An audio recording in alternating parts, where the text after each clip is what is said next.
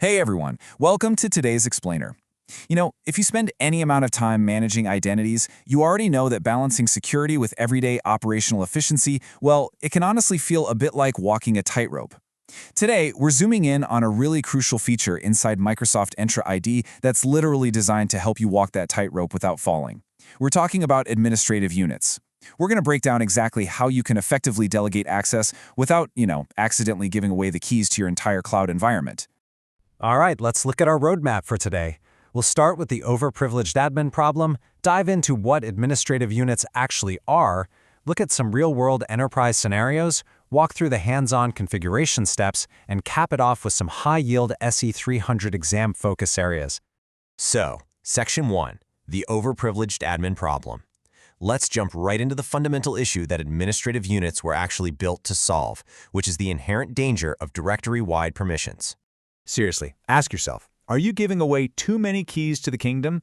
Because when you assign an admin role in a new Azure AD tenant, the default scope is the entire directory. And as the official documentation points out, that means you're granting access to absolutely everything in your tenant. It's a massive security risk, something we usually call global admin sprawl. Think about it. If a helpdesk tech only needs to reset passwords for, say, the London office, giving them directory-wide helpdesk admin rights is just a massive over-allocation of privilege.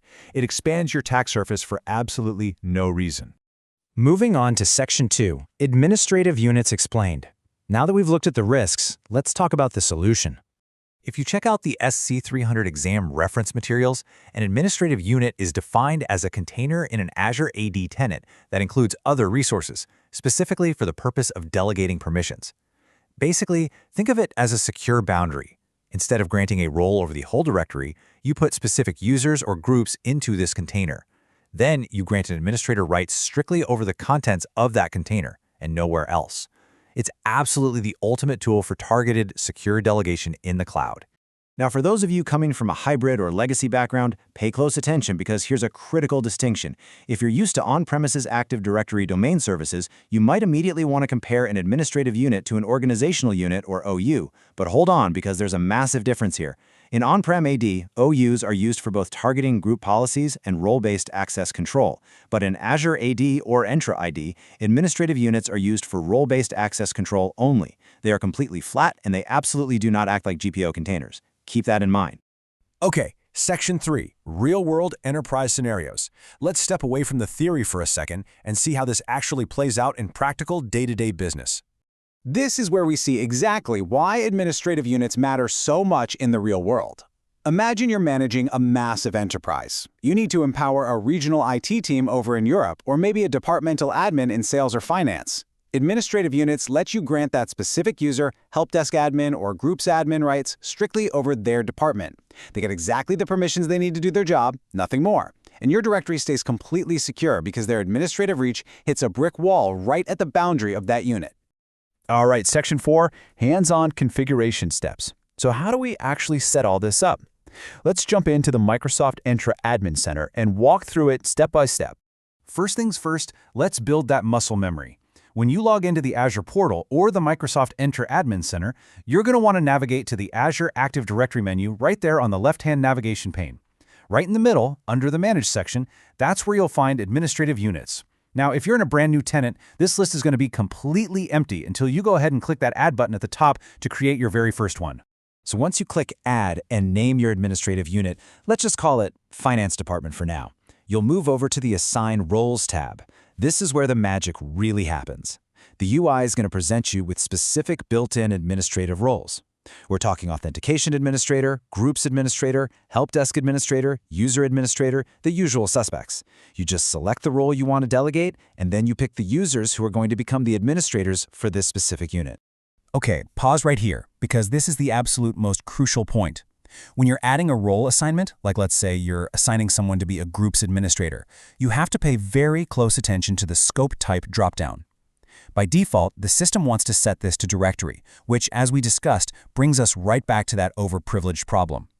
You must click that dropdown and change it to Administrative Unit, and then specifically select your new unit, like Sales or Finance. Literally, this is the exact toggle that locks down the permissions. Do not skip this. Once you have that configured, you actually get a really clean, dedicated dashboard just for that specific boundary. From here, administrators who have those scoped permissions can add or remove members or even perform bulk operations, but strictly within this departmental boundary.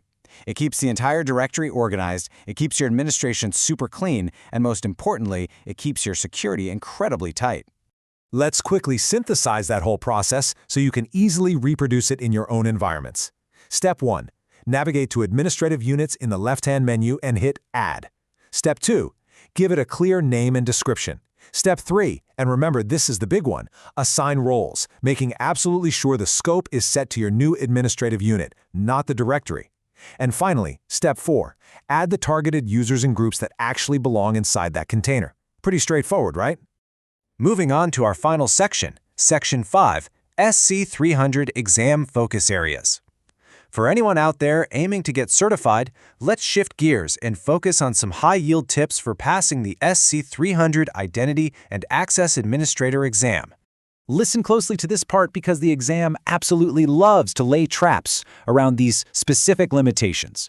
First and foremost, at the time the exam documentation was written, administrative units can contain only users and groups. You literally cannot put devices into an administrative unit right now. So if an exam question asks you how to scope device management using an AU, it's a trick. Don't fall for it. Second, remember that comparison we made earlier? AUs are strictly for role-based access control. They absolutely do not act like legacy GPO containers. Burn those two facts into your memory for exam day for sure. And that brings us to the end of today's explainer. But before we go, I want to leave you with a bit of a challenge. Think about this. How will you restructure your tenant's delegated access today? Seriously, go take a hard look at your own environment. Do you have users sitting there with directory-wide global admin or helpdesk rights who really, honestly, only need to manage a single department? It might just be time to clean up those messy assignments and start putting administrative units to work. Thanks so much for learning with us today, and we'll see you in the next explainer.